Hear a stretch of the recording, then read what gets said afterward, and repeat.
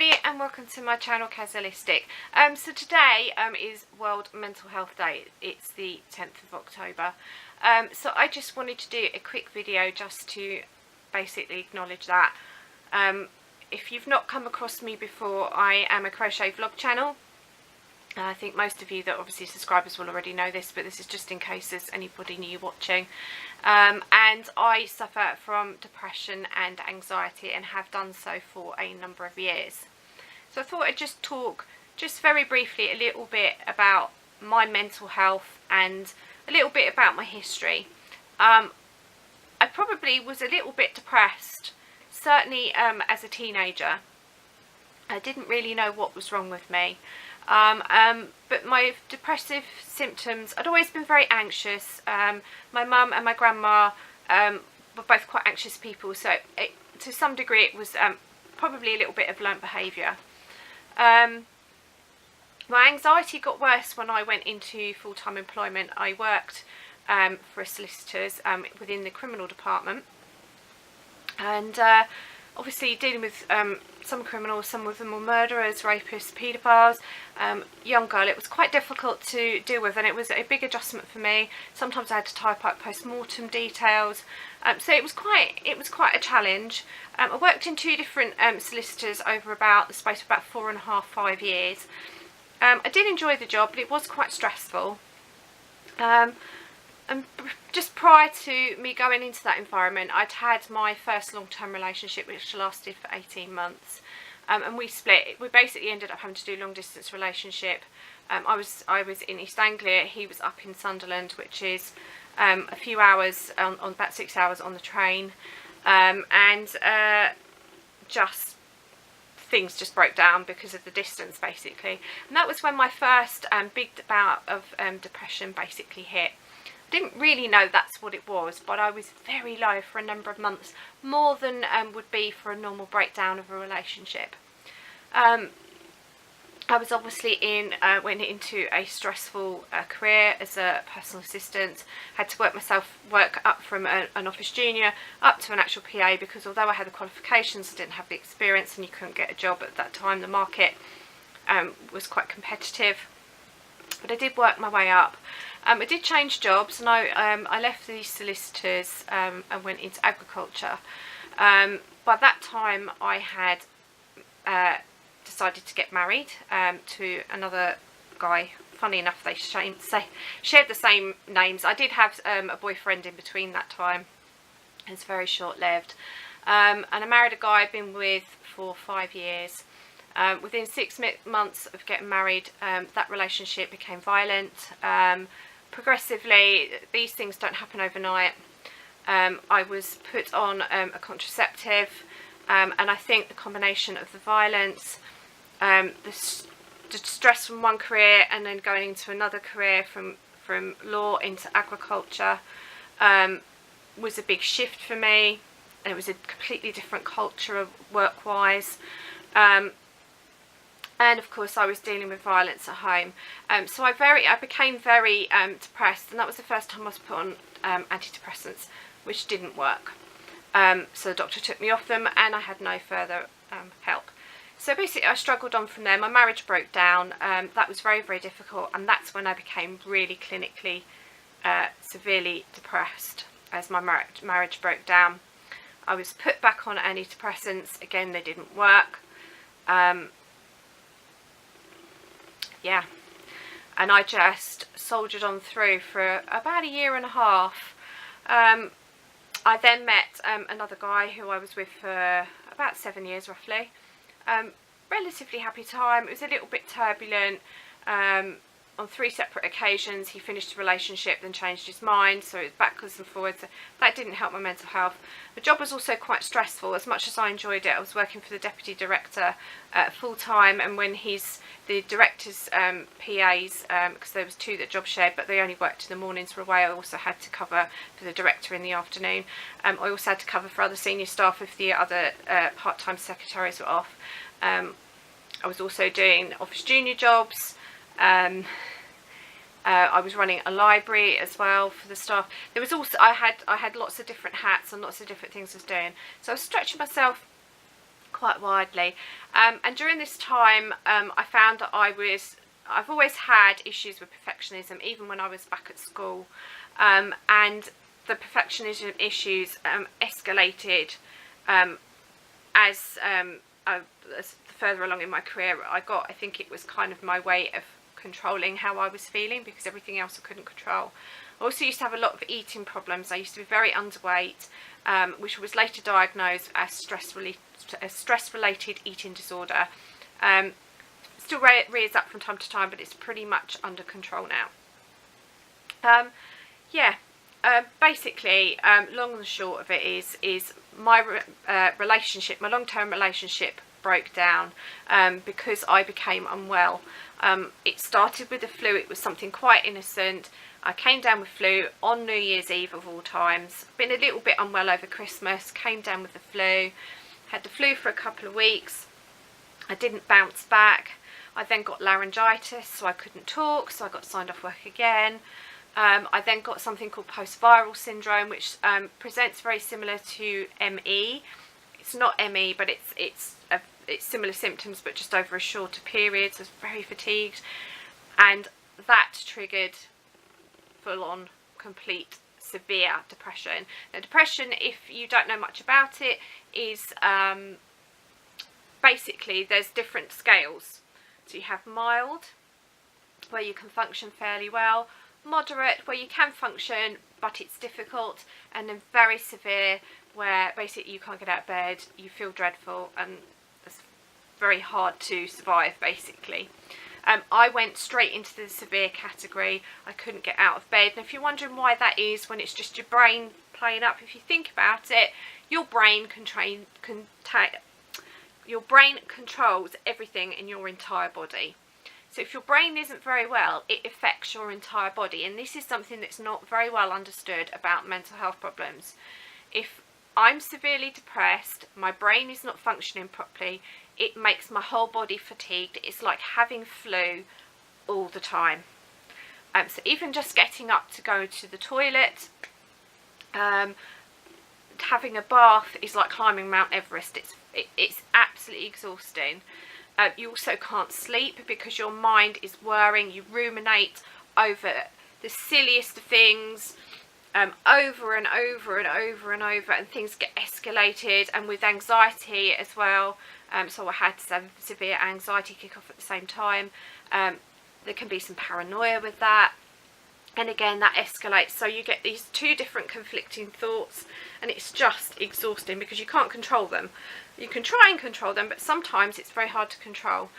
I did go through a long period when I was eventually able to push myself to get out of bed. The GPs did try and put me onto medication, which I then had anaphylactic shock on. So I resisted medication for about 18 months. During that time, I went part-time in my job, and I had to make the decision whether to stay or to leave. If I stayed, it would meant I would have had to go back into my full role, and I didn't feel that I could fulfill that. So I made the decision to leave, which broke my heart. I'd been working there for 9.5 years. I had lots of friends there. It was a wonderful place to work. As it turned out, 2 years after I left, the place has basically sort of started to shut down, and it has now completely shut down, and everybody's been made redundant. So as it was, it wasn't quite such an awful decision as it felt at the time.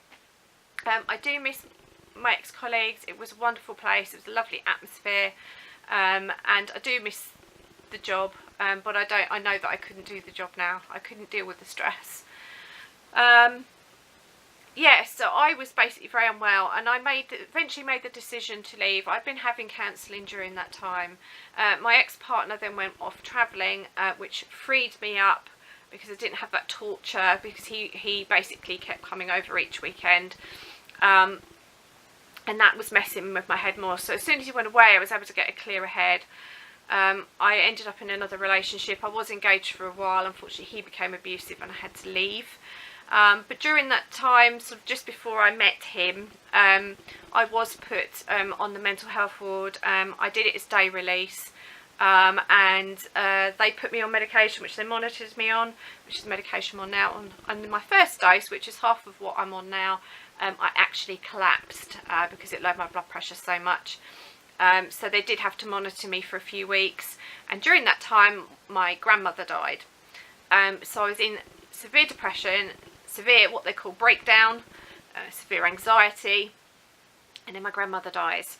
So they, after 2 weeks, they upped my dose to the dose I'm now on, and they had planned to up it again, but because my grandmother died, they didn't want to interfere with the grieving process any more than the medication already would. Now, I was really lucky. I do get symptoms, side effects still, but when I first went on it, it was pretty bad. Dizziness was beyond what I can describe. But that has tamed down.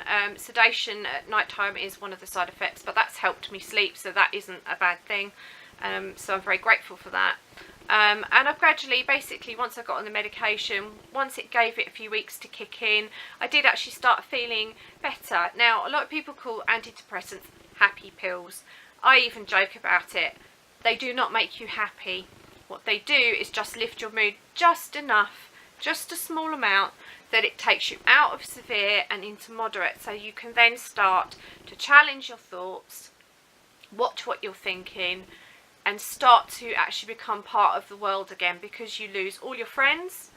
You could lose, in my case, I lost my job, I lost my relationship, I lost everything. So I had quite a difficult time. I literally lost my entire life because of the illness. It's very difficult to explain to people what that does when you lose all those things. My mum was my rock during that phase, and there was a couple of friends that I've made through the mental health sort of world that have been my rock as well, and I'm very grateful to those of you, you know who you are, for doing that. Yeah, I've had, like I said, since I've been on medication, I have had an abusive relationship since then, which I did get out of quite quickly, and I've been single ever since. And actually, I'm probably this is the longest period I've ever been single. We've been single for about 3 years, and I'm actually really happy. Crochet in that time has become the love of my life, hence my channel, and it's a good distraction. Crafting, anything artistic, anything that's involves you concentrating on something, stops those horrible thoughts about yourself and about, you know, who's left your life, and you know, all the negative things that we all get every day, you know, naturally. It stops those, and that's why I crochet, because it stops those thoughts and it keeps me well. Obviously my medication is an important part. A lot of people are very frightened of mental health meds because it is very much a trial and error thing. A lot of them can have not pleasant side effects, but the longer you're on the medication, the side effects do diminish, and I have seen medication work for a lot of people. So if you're somebody that's resisting medication, please don't completely rule it out. It completely changed my world. I would still be severely depressed if I hadn't been on medication, and I can now function. Some days I would say I'm in the mild category, some days I would say I'm in the moderate category. So my mood does still fluctuate, and I do have good and bad days. It is a lifelong condition, just like, you know, diabetes, for example, is a lifelong condition. I will need medication for the rest of my life. My doctor has already told me that when we had our last consultation, because I had symptoms when I was a teenager, and I've had symptoms basically grumbling away in the background, and then huge episodes through my life. So I'm a lifer. I'm not ashamed. I am 1 in 4 people that gets mental health problems. That's basically 25% of the population. That's a huge number of people, and there is so much stigma. I am a normal girl. I am a normal, well, woman I should say, shouldn't I? I'm just a normal person. I don't like going out. I'm not very good at socialising. I have, because of my illness, lost a phenomenal amount of friends who just don't bother with me anymore, because partly because I'm now a carer looking after my friends, I can't afford to go out, but also anxiety wise I struggle to go out, because being single you don't have somebody beside you, and going out the door and walking into a restaurant or stuff on my own I find very difficult, and I'm not ashamed to say that. So that's what mental health is really about. So if you're not have any knowledge of it, I can only speak from my experience, and that is my personal experience. It's a very, very shortened version. Obviously there's a huge amount of things that were going on in the points in between that I've told you, but that's sort of a general summary of how I got here, basically. So I'm speaking out because it is World Mental Health Day, and by speaking out we break the stigma. You know, hopefully you can see I am a normal person.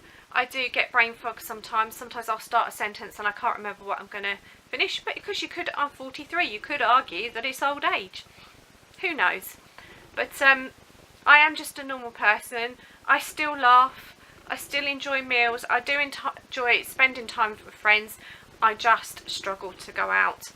And I do have good and bad days, just like any normal health condition, whether it be physical or otherwise. There are so many people with both physical and mental health problems that are hidden. Their conditions are hidden, and there's so much stigma. People jump to conclusions, and it's wrong. So I hope that's given you some understanding of what it's like to live with a mental health problem. It's not an easy thing to do, and it can be very, very tiring. But it's so, so important to look after yourself, both with what you eat and also especially with what you think, what you choose to surround yourself with. So like I say, I do crochet, it takes my mind off things. So that's how I cope. So hopefully that's given you some insight. So I'm going to round off here. So until next time, remember to stay well, happy crafting. Until next time, remember to stay true to yourself, and happy World Mental Health Day. Bye.